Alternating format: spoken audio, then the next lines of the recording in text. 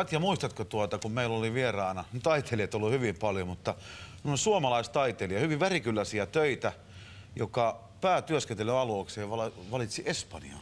Käsittääkseni kyse on Teri Laaksosta, joka 8 vuotta sitten muutti Espanjaan valojen ja värien maahan ja jatkaa siellä taiteen tekemistä. Ja Juha Muurinen, toimittajamme, otti ja matkasi katsomaan, miten menee.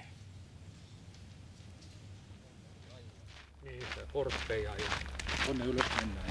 tonne, joo. Karuissa vuoristomaisemissa Teri Laakso on kotonaan. Hiljaisuus on yksi hänen keinoistaan koota itseään ja ammentaa vaikutteita. On vuorille mukava mennä katsomaan kuningaskorppikotkien elämää ja olla siellä ainoastaan tuulen ääni, ei mitään muuta, ja olla hiljaa. Kierrän kameroiden kanssa ja paperin ja kynän kanssa kyliä, teen luonnoksia, myös valokuvanne. Ja sitten vastapainoksi myöskin sitten menen ilman kameraa ja paperia ja kynää rentoutumaan ja näin pikkuhiljaa sitä kertyy, niin kun kiertää mahdollisimman paljon, niin saa ideoita ympäristöstä. Muutto Espanjaan oli Laaksolle merkittävä askel. Se vaikutti häneen ratkaisevasti sekä taiteilijana että ihmisenä. Joo, mä harrastan kahviloita, kahvilaatuja ja espanjalaiselle kahvilat on elämänmuodon kirkko. Siellä ollaan, suunnitellaan, seurustellaan, kutsutaan tuttavia kahvilaan. Ja esimerkiksi Malagan vanhat kahvilat, siellä on mulla lempikahviloita. Niissä voi istuskella ja katsella vanhojen rakennuksien arkkitehtuuria ja sieltä löytää myös samalla sitten paljon ideoita maalauksiin. Paletin värit on kirkkaammat ja sen näkee myös maalauksissa. Teoksista on tullut valoisempia, että kyllä se vaikuttaa. Ja kun kukat kukkii ympäri vuoden täällä, niitä voit leikata tuolta tien reunalta, viedä maljakkoon kotiin talvellakin ja tehdä. Se inspiroi tällainen erilainen systeemi koko lailla.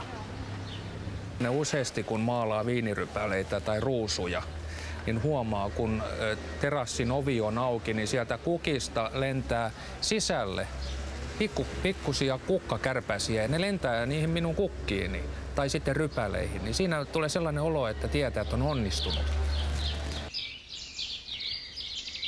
Laakso on harrastanut piirtämistä aivan pienestä pitäen. Jo nuorena hän alkoi myös maalata. Samalla alkoi pitkä prosessi, joka yhä jatkuu. Kehittyminen asetelmamaalariksi. Kyllä ehdottomasti niin annan kunnian edesmenneelle taidemaalari Jan Palmulle. Hän opetti minulle, miten lasi saadaan lasin näköiseksi.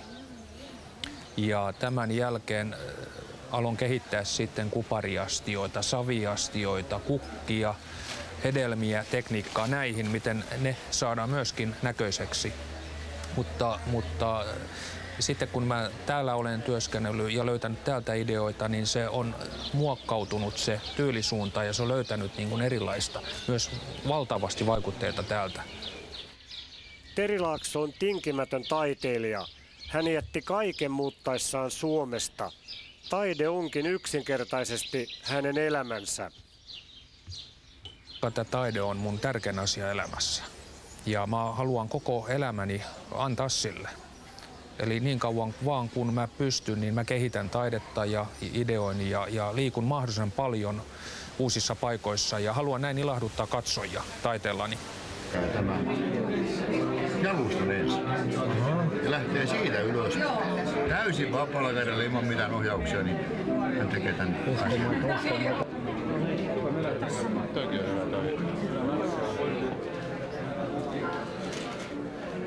Niin mä oon pyrkinyt siihen, että niissä olisi symboliikkaa myöskin. Kun perinteinen asetelmahan on ajan hiljaisuuden pysähtynyt hetki. Että se on kaunis asetelma, missä on hedelmiä ja kukkia, mutta sitten kun siihen pystyy henkisesti tekemään lisää työtä ja kehittämään symboliikkaa, niihin saa niin kuin symboliikan kautta niin kuin tällaista kertovaa ajatusta myöskin, ja niissä on joku juju. Minulla on kaikilla maalauksillani joku tarkoitus, mutta mä jätän katsojalle sen varan, että hän saa itse miettiä. Jokainen katsojahan löytää itse siitä omalaisensa. Espanjassa Laakso on viihtynyt hyvin, koska paikallinen elämäntapa miellyttää häntä. Työt menevät kaupaksi sitä mukaan kun syntyvät, mutta aikaa jää myös harrastuksille. Niin ratsastus on todella mukava harrastus. Että siinä saa olla luonnossa ja se on osa Andalusiaa.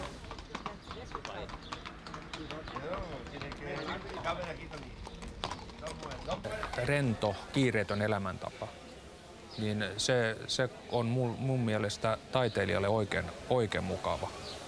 Koska tällaisessa elämäntavassa, mikä täällä on, niin saat keskittyä rauhassa siihen omaan työhön. Nuoria taiteilijoita Laakso suorastaan kehottaa joskus vaihtamaan maisemia. Kyllä mä suosittelen mahdollisimman monien taiteilijoiden kannattaisi lähteä muistakin ympäristöistä hakemaan ideoita. Sen huomaa välittömästi, kun on kirkas valo, niin se palettiin vaikuttaa. Se on tosi. Tuli paljon muistia mieleen, kun katsoi tuota Juhan tekemää haastattelua. Terja oli todella täällä ja tämä hänen ihan oma tekniikkansa. Justiin tämä lasit ja nää, niin tulee ihan nyt silmien eteen nämä hänen työnsä. Ja noita töitä löytyy muun muassa Mäntyniemestä ja monista muista suomalaisista kodeista. Tänään